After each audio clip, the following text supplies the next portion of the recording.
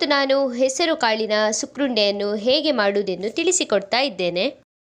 ಇಲ್ಲಿ ನಾನು 1 kg ಹೆಸರು, 3/4 kg ಅಕ್ಕಿ, ತೆಂಗಿನಕಾಯಿ ತುರಿ, 1/4 kg ಬೆಲ್ಲ ಹಾಗೂ ಏಲಕ್ಕಿಯನ್ನು ತೆಗೆದುಕೊಂಡಿದ್ದೇನೆ.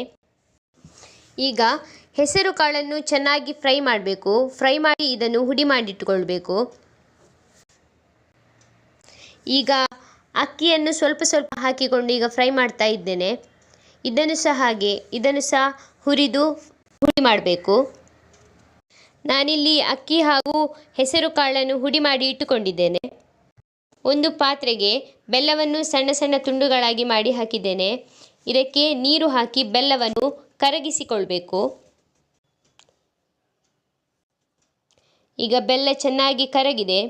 ಇದು ಕರಗಿದ ನಂತರ ಇದನ್ನು ಸೋಸಿಕೊಳ್ಬೇಕು. ಈಗ ಸೋಸಿಕೊಂಡ ಬೆಲ್ಲವನ್ನು ಒಂದು ಪಾತ್ರೆಗೆ ಹಾಕಿ ಇದನ್ನೀಗ ಬೆಲ್ಲದ ಪಾಕ ಮಾಡಬೇಕು. ನೋಡಿ, ಈ ಥರ ಬರಬೇಕು ಬೆಲ್ಲದ ಪಾಕ. ಬೆಲ್ಲದ ಪಾಕ ಚೆನ್ನಾಗಿ ಕುದಿ ಬರ್ತಿದೆ. ಈ ಸಮಯದಲ್ಲಿ ಹುಡಿ ಮಾಡಿಟ್ಟ ಏಲಕ್ಕಿಯನ್ನು ಹಾಕಬೇಕು.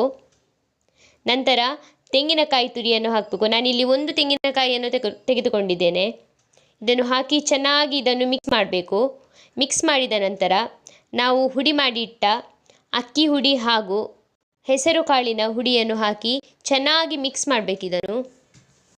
ಇಷ್ಟನ್ನು ಹಾಕಿದ ನಂತರ ಗ್ಯಾಸನ್ನು ಆಫ್ ಮಾಡಬೇಕು. ಇದೀಗ ಚೆನ್ನಾಗಿ ಮಿಕ್ಸ್ ಆಗಿದೆ. ಇದು ಬಿಸಿ ಇರುವಾಗಲೇ ಇದನ್ನು ಸಣ್ಣ ಸಣ್ಣ ಉಂಡೆಗಳಾಗಿ ಮಾಡಬೇಕು. ನೋಡಿ, ಈ ಥರ ಉಂಡೆ ಮಾಡಬೇಕು. ಈಗ ಉಂಡೆಗಳನ್ನೆಲ್ಲ ರೆಡಿ ಮಾಡಿ ಇಟ್ಟಿದ್ದೇನೆ.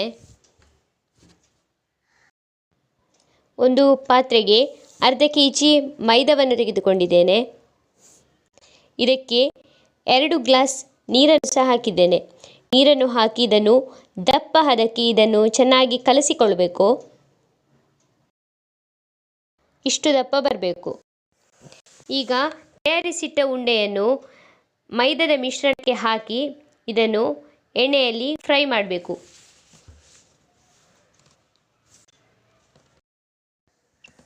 ಈಗ ಎಲ್ಲ ಉಂಡೆಗಳು ಫ್ರೈ ಆಗಿದೆ. ಫ್ರೈ ಆದ ಎಲ್ಲ ಉಂಡೆಗಳನ್ನು ಎಣ್ಣೆಯಿಂದ ತೆಗೆದುಕೊಂಡಿದ್ದೇನೆ. ಈಗ ಹೆಸರು ಕಾಳಿನ ಸುಕ್ರುಂಡೆ ರೆಡಿಯಾಗಿದೆ.